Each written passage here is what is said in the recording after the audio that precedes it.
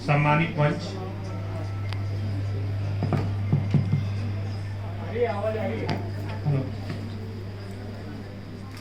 सम्मानित मंच और यहाँ पूरे देश भर से आए हुए विद्वान ज्योतिषगण, अचानक मुझे डायरेक्टर साहब से भी बात हुई। मैं कहीं मीटिंग में था और इन्होंने कहा कि इस बैठक में इसकी जानकारी थी हमें अखबारों के माध्यम से कि एक महत्वपूर्ण इस तरह की बैठक हो रही है। और जब इन्होंने कहा तो मुझे लगा कि ये इसमें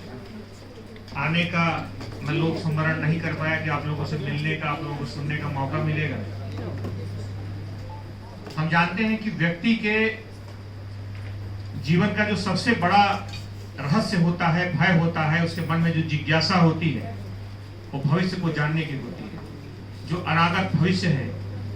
उसको समझने का, जानने का, और उसको लेकर के जो बहुत सारे उसके मन में सवाल उठते हैं, ये उसके जीवन का सबसे बड़ा रहस्य और जिज्ञासा होती है। बहुत कम ऐसी विधाएं हैं और बहुत कम ऐसे संस्कृतियों में इस तरह का विज्ञान का विकास हुआ है कि इस स्तर पर, इतने व्यापक स्तर पर काम हुआ। सामान्य तौर पर कई बार जो प्राचीन साहित्य में हम पढ़ते हैं उसकी ऑब्जेक्टिविटी पे यानी वस्तुनिष्ठता पर कई बार कई जगहों पे सवाल उठते हैं, लेकिन भारतीय संस्कृति में हम जानते हैं कि वैदिक गणित का विकास हुआ है। कम से कम धार्मिक ग्रंथों से, विज्ञान से गणित का विकास बहुत कम सभ्यताओं में, संस्कृतियों में हो पाया है। और एस्ट्रोलॉजी एक ऐसी महत्वपूर्ण विधा है जो गणित के विकास में सबसे अगर महत्वपूर्ण भूमिका, चाहे अक्षरों का, चाहे शब्दों का, अंकों का विकास हो, चाहे गणितीय आकलन का विकास हो, उसमें सबसे महत्वपूर्ण भूमिका एस्ट्रोलॉजी की रही है। आर्यभट्ट, वराहमिहिर, लीलावती, बृहद जातक, लघु जातक, इतनी सारी किताबें, पुस्तकें हैं। उन पुस्तकों में जिस तरह का आकलन है, जिस तरह की उसमें वस्तुनिष्ठता है, वो आज भी गणितज्ञों को, वैज्ञानिकों को चमत्कृत करती है। जिस तरीके से हम पंचांगों में हम आने वाले ग्रहणों की जिस तरह व्याख्या कर देते हैं, आकलन कर देते हैं, जिस तरह से उसका सूक्ष्म आत्म विश्लेषण करते हैं, और घटनाओं के बारे में कई बार जो सटीक बातें बताई जाती है वो एक गणितीय आकलन है। यह निर्भर करता है कि आकलन में अगर व्यक्ति पारंगत नहीं हुआ, क्योंकि इसमें इतने सारे आकलन, इतने सारे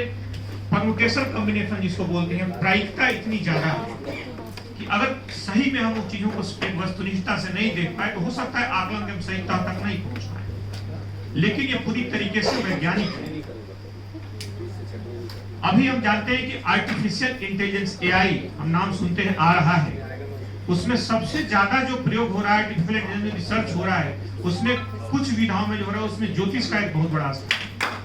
जिसमें आर्टिफिशियल इंटेलिजेंस के माध्यम से एस्ट्रोलॉजी में उसका उपयोग काफी बड़े पैमाने पर उसमें प्रयोग चल रहा है। हम जानते हैं कि इन चीजों का अगर थोड़े वैज्ञानिक आधार की हम बात करें तो हम जानते हैं कि जो मनुष्य के जो उतार चढ़ाव होते हैं, जो वैचारिक अंतर परिवर्तन होते हैं, वो बहुत हद तक अगर हम उसका आकलन करें तो आप किसी भी जो मनोचिकित्सक जो होते हैं, जो मुख्य तौर पे ऐसे जगहों पे जहाँ पे लोग मनोवैज्ञानिक रूप से जो विक्षिप्त होते हैं, उनका अगर हम जाके अध्ययन करें और जा करके देखें कि उनके जहाँ चिकित्सालयों में जा करके हम देखें तो हम देखें कि सबसे ज्यादा इस तरह की जो घटनाएं, और उन घटनाओं में अगर सबसे ज्यादा विसंगति दिखती है, तीव्रता दिखती है, तो वो पूर्णिमा के दिन दिखती है। और उसमें जो भावावेश सबसे ज्यादा जो अंतर दिखता है पूर्णिमा और अमावस्या को, उसमें अमावस्या को बहुत तेज अंतर आता है। और इसका कारण ये है, इसीलिए अंग्रेजी में पागल शब्द को ल्यूनेटिक बोलते हैं, और ल्यूनेटिक शब्द ल्यूनर से निकला है। ल्यूनर मतलब चंद्रमा होता है, तो कहीं ना कहीं ल्यूनेटिक शब्द से निकला है, यानी चंद्रमा का असर व्यक्ति के मनोनुकूल पर पड़ता है, उसके मनोवेगों पर पड़ता है, मनोभावों पर पड़ता है।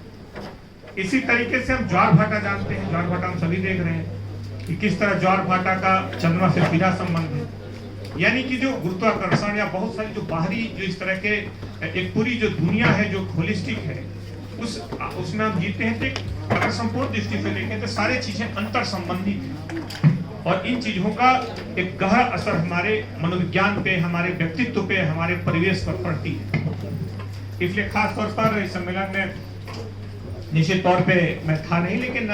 इसमें उसके बहुत सारे वैज्ञानिक ढंग से इन बिंदुओं पे जरूर चर्चा हुई होगी और इस तरह के वैज्ञानिक दृष्टिकोण से आधुनिक तकनीक का प्रयोग करके आधुनिक, क्योंकि ज्योतिषीय आकलन में बहुत सारे ऐसे आकलन है, हजारों तरीके के अलग अलग नियम और आकलनों में सही निष्कर्ष पे पहुंच पाना इसलिए दुरूह होता है कि हो सकता है कई चीजों को, इतने सारे आकलनों में से कोई चीज मिस कर जाए, महत्वपूर्ण चीज आकलन मिस कर जाए और गणना बिल्कुल उल्टी हो सकती है।